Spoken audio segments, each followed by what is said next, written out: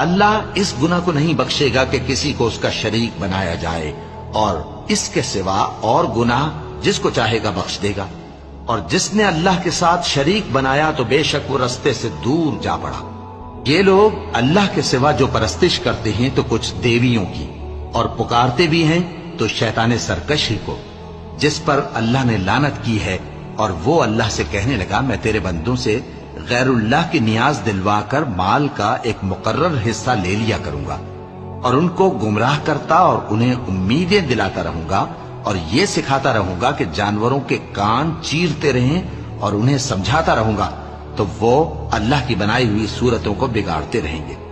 और जिस शख्स ने अल्लाह को छोड़कर शैतान को दोस्त बनाया, वो साफ साफ घाटे में रहा। वो उनको वादे देता है और उम्मीदें दिलाता है, और जो कुछ शैतान उन्हें वादे देता है वो धोखा ही धोखा है।